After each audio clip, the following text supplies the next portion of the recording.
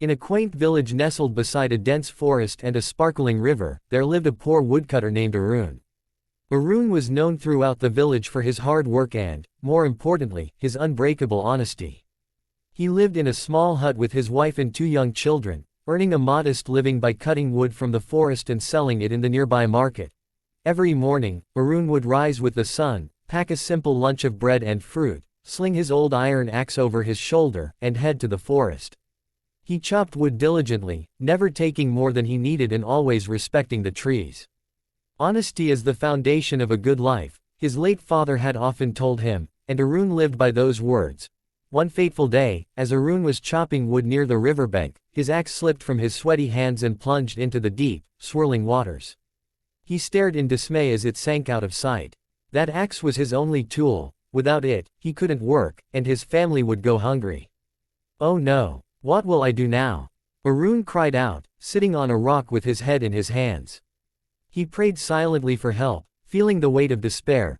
Suddenly, the calm river water began to ripple, and a shimmering figure emerged, a beautiful river spirit with flowing silver hair and eyes like sparkling diamonds. She held Aaron's iron axe in one hand. "Poor woodcutter," the spirit said in a gentle voice that echoed like the river's flow. "Is this your axe?" Arun looked up, astonished. "Yes, kind spirit, that is my axe. Thank you so much for finding it." The spirit smiled and handed him the iron axe. But then, with a wave of her hand, she pulled out a gleaming golden axe from the water. "And what if this were your axe? Would you claim it?" Aaron's eyes widened at the sight of the golden axe. It was magnificent, worth more money than he could earn in a lifetime. With it, he could buy a bigger house, fine clothes for his family, and never worry about food again. Temptation tugged at his heart. No one would know if he lied, just this once, but Arun shook his head firmly.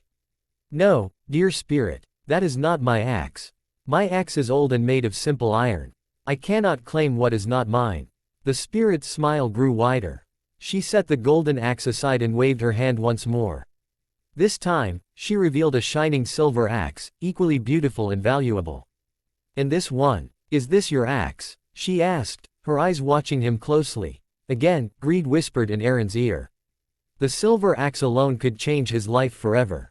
But Arun stood tall and said, "No, spirit. That is not mine either. I am a poor woodcutter with only an iron axe. Honesty is all I have, and I will not trade it for riches." The river spirit's face lit up with joy. She placed the golden and silver axes at Aaron's feet and said, "You have passed my test, honest woodcutter. Most people who lose their axe claim the golden or silver one out of greed, but you spoke the truth 3 times.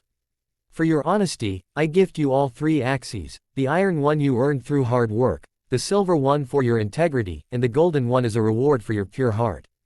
Arun could hardly believe his eyes. He bowed deeply and thanked the spirit from the bottom of his heart. "Thank you, kind spirit. I promise to use these gifts wisely and continue living honestly." With the golden and silver axes, Arun sold them in the market for a handsome sum. He bought a comfortable home for his family, fertile land to farm, and even helped his neighbors in need. But he kept his old iron axe and continued chopping wood every day, not because he had to, but because he loved his simple life. Word of Aaron's encounter spread throughout the village and beyond. A greedy merchant named Vikram, who lived nearby, heard the tale and grew envious. "If that foolish woodcutter got riches for losing his axe, I can get even more," he thought. The next day, Vikram borrowed an axe and went to the same spot by the river. He deliberately threw his axe into the water and pretended to weep loudly. Soon, the river spirit appeared, holding the iron axe. "Is this your axe?" she asked. Vikram glanced at it and shook his head dramatically. "No, no, my axe was much finer." The spirit then produced the golden axe. "Is this yours?" Vikram's eyes gleamed with excitement. "Yes, yes, that's my axe," he shouted eagerly. The spirit's expression turned stern. "You are a liar," she said coldly. "Your axe is the simple iron one. Because of your greed and dishonesty, you shall have nothing."